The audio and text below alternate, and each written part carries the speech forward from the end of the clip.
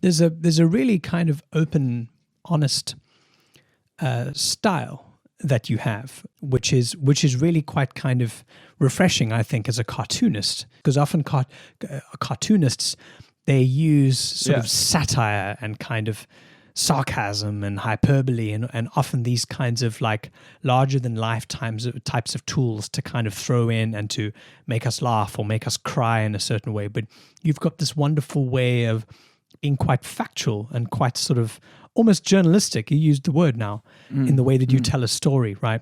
I'm interested to understand kind of why you went for that path and maybe not what a lot of cartoonists end up doing, which is very much their kind of signature in the way that they tell the story, in the way that they show their beliefs.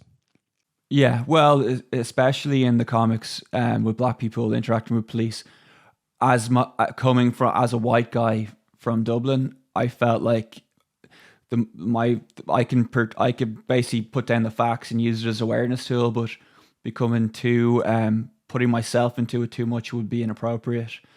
And it just I think from that perspective, it just again, like I see it as like I see it almost like as an article, an illustrated article that people can read. I have other kind of comics that I would take that approach of putting myself more into it. But that's more like for my own stories, where if I'm telling other people's stories, I try to separate myself from it as much as I can. Yeah, it's great. It's like I said, it's really refreshing and different, because you're often so used to the cartoonist's voice being part of the story and but part of what you see and what you read, whereas this feels like we're sort of seeing through your eyes, which makes it feel kind of quite refreshing and sort of informative. I'm interested in what made you feel a kindredness or a connection, if you like, or something where you felt particularly drawn to the plight of George Floyd or some of the other harrowing experiences in particular, that black people have encountered as, members of their own country in the US, especially with police brutality and other types of injustices. Like you said, you as a young white guy in Dublin sitting, 5,000 miles away, what's the connection for you? Yeah, it was kind of, again, with the aftermath of George Floyd, and with the earth kind of stood still with COVID.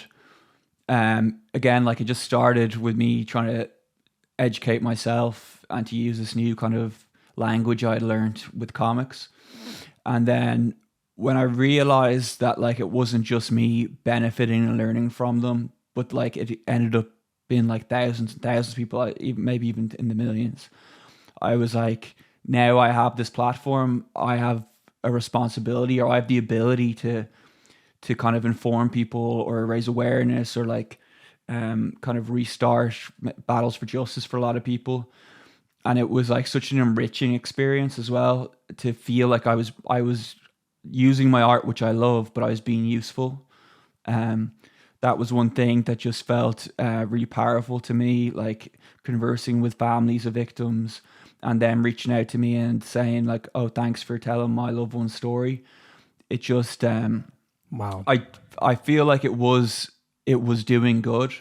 And like, while like I was stuck at home in my parents' house, like being able to do something I love and know that it was like, or like I hope it was like creating a positive change or positive impact, whether it be leading someone to like sign a petition or donate to a GoFundMe.